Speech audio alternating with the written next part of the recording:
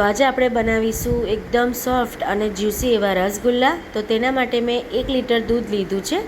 હવે દૂધને મેં ગેસ પર મૂકી દીધું છે અને આ રીતે આપણે મિક્સ કરતા જવાનું, જેથી એની મલાઈ છે ને વળી ના જાય। અને દૂધને આપણે ફેટ વગરનું જ લેવાનું છે, ગાયનું ટોન મિલ્ક આવે છે ને એ લેવાનું। ફેટવાળા દૂધથી છે ને રસગુલ્લા બિલકુલ સારા નહીં બને। તો આ રીતે મિક્સ કરતા જવાનું અને એક ઉભરો આવે આવી રીતે ત્યાં સુધી આપણે એને રાખવાનું। તો દૂધને કાચું જ લેવાનું છે, એ વાતનું પણ આપણે ખાસ ધ્યાન રાખવાનું છે। હવે મેં દૂધને નીચે ઉતારી દીધું છે અને 5 મિનિટ સુધી કન્ટિન્યુ આ રીતે મિક્સ કરતા જવાનું। તો આ છે ને પ્રોસિજર ખૂબ જ જરૂરી છે કરવાની, કારણ કે જો તમે ગરમ ગરમ દૂધમાં લીંબુ અને જે વિનેગર એડ કરશો ને તો પનીર તમારું ખૂબ જ હાર્ડ બની જશે। હવે 2 ચમચી મેં લીંબુનો રસ લીધો છે અને 2 ચમચી હું પાણી લઈશ। તમે વિનેગર આવે છે ને વ્હાઈટ, જે ચાઇનીઝમાં યુઝ થાય છે, એ પણ લઈ શકો છો। મિક્સ કરી દઈશું લીંબુ અને પાણી। તો 5 મિનિટ થઈ ગઈ છે, આપણી મલાઈ ના મળે એટલા માટે આપણે એને હલાવતા રહેવાનું। હવે થોડું થોડું મિશ્રણ એડ કરતા જઈ અને આ રીતે મિક્સ કરતા રહેવાનું। તો એક સામટું મિશ્રણ લીંબુ અને પાણીનું આપણે એડ નથી કરવાનું, એ વાતનું પણ ખાસ ધ્યાન રાખવાનું છે। તો એકદમ દૂધ ફાટી જશે ને તો પણ એ હાર્ડ પનીર બની જશે, એટલા માટે આપણે આ એડ કરતા જવાનું અને મિક્સ કરતા જવાનું। 3 થી 4 વાર તમે આ પ્રોસિજર કરશો ને તો પનીર તમારું સરસ બનશે અને દૂધ ફાટી જશે।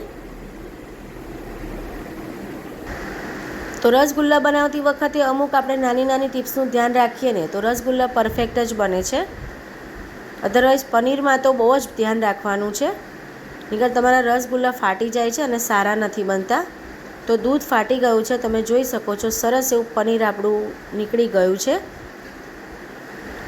આ રીતે તમે કરશો ને તો પનીર એકદમ સોફ્ટ બનશે।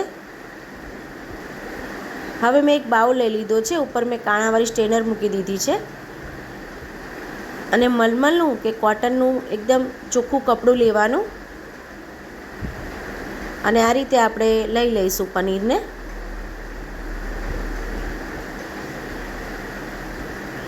બધું પાણી એવું સરસ એક્સેસ થઈ ગયું છે, તમે જોઈ શકો છો।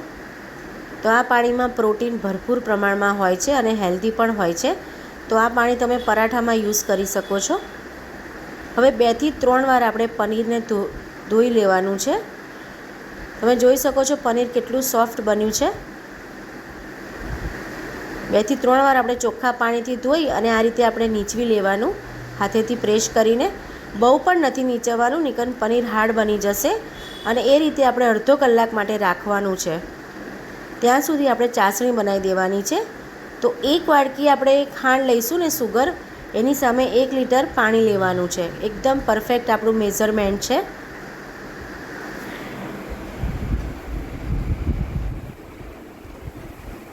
લો ટુ મીડિયમ ફ્લેમ પર આ રીતે આપણે મિક્સ કરતા જવાનું અને ચાસણીને થવા દેવાની। ત્યાં સુધી આપણે પનીર ચેક કરી લઈશું। બધું પાણી સરસ નીચે એક્સેસ થઈ ગયું છે અને જોઈ શકો છો પનીર આપણું કેટલું સરસ બની ગયું છે, સોફ્ટ।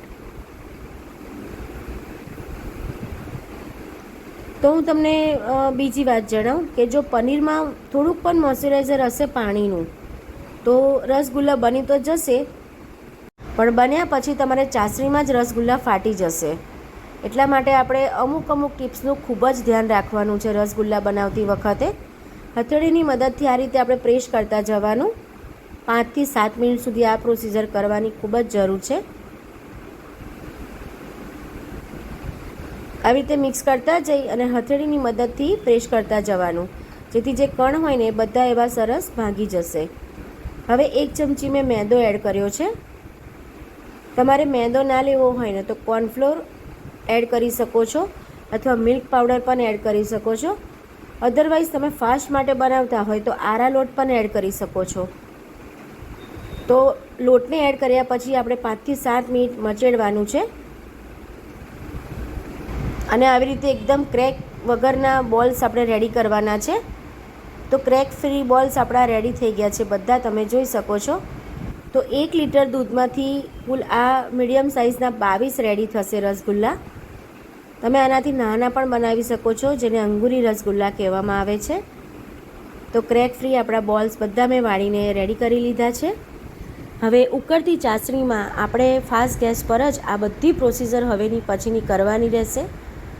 બોલ એક પછી એક એડ કરી દઈશું. તો એ વાતનું ખાસ ધ્યાન રાખવાનું છે, ચાસણી ઉકળતી હોવી જોઈએ અને ગેસ પણ ફાસ્ટ હોવો જોઈએ.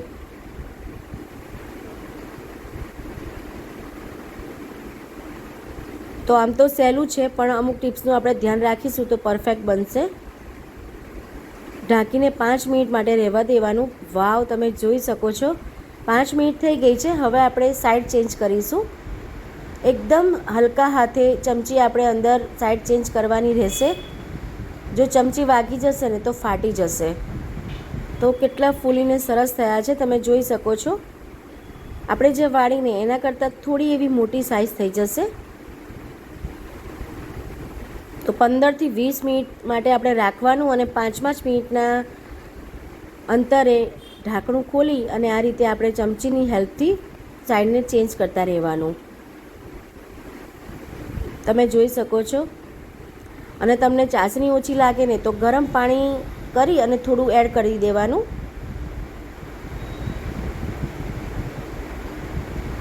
તો રસગુલ્લા આપણા એકદમ પરફેક્ટ બને છે, તમે જોઈ શકો છો. તો મેં તમને કીધું ને એ પ્રમાણે તમે ધ્યાન રાખશો ને તો પરફેક્ટ જ બનશે. તો ફ્રેન્ડ્સ, મારી રેસિપીઝ ગમતી હોય તો મારી ચેનલને લાઇક, શેર અને સબસ્ક્રાઈબ જરૂરથી કરી લેજો.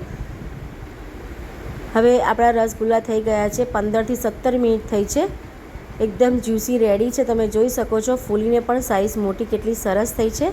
Thank you for watching friends. Thank you so much.